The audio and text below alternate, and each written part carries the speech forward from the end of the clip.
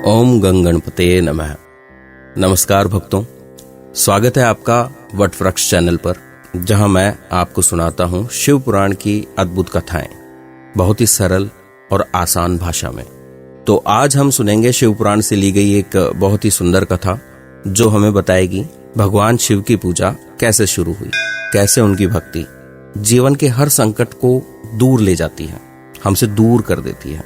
होता है ना, हमारे जीवन में बहुत बार ऐसा होता है, बहुत बार अप एंड डाउन ऐसे फेजेस आते रहते हैं। हम परेशान भी हो जाते हैं कि आखिर ये समय कब बीतेगा, ये जो संकट की घड़ी है ये कब जाएगी।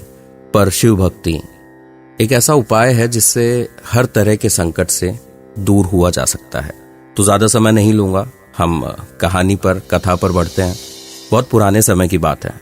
ऋषि शौनक ने एक बार सूत जी से पूछा, हे महात्मा, भगवान की भक्ति करना, कथा सुनना और मनन करना बहुत कठिन लगता है, इसे कैसे सरल बनाया जाए।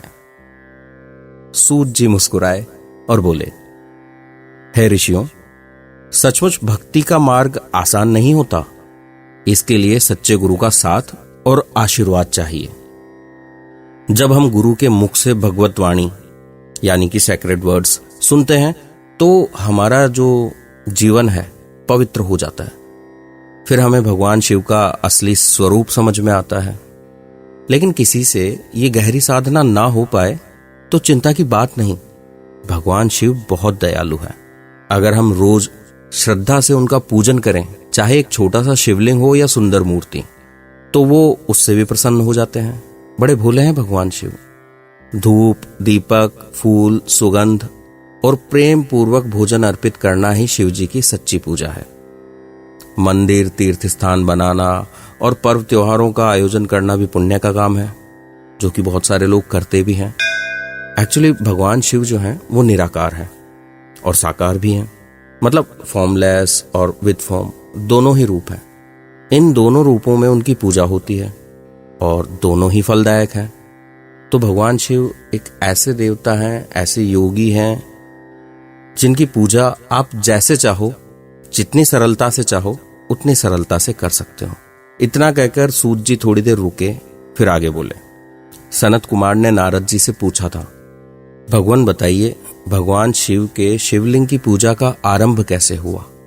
नारद जी ने उत्तर दिया, बहुत समय पहले की बात है, जब ब्रह्मा जी और विष्णु जी में किसी बात को लेकर बहस हो गई। तो उस बहस की वजह से, उस युद्ध की वजह से, कह सकते हैं काइंड ऑफ युद्ध, उस युद्ध की वजह से धरती पे या पूरी सृष्टि में कौतूहल सा मच गया। शिव जी को जब ये पता चला तो युद्ध तो रोकना ही था, बहस को रोका जाना ही था, क्योंकि वो पूरी सृष्टि के लिए जरूरी था। तो उस वक्त शिव जी जिस रूप में प्रकट हुए थे, जिसकी वजह से उन दोनों की लड़ाई शांत हुई, बहस शांत हुई, तो उनके बीच में एक बीम काइंड ऑफ थिंग बनी थी, जिसे हम शिवलिंग कहते हैं। वहीं से शिवलिंग की पूजा का शुभारंभ हुआ।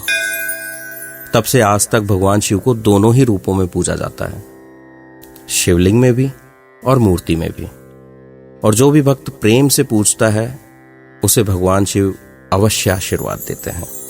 तो भक्तों, इस कथा से हमें सीखने को यही मिलता है कि सच्ची श्रद्धा और भक्ति से भगवान शिव की पूजा करें तो छोटी हो या बड़ी, हर तरह की कठिनाई हमारे जीवन से निकल जाती है और भगवान शिव प्रसन्न हो जाते हैं।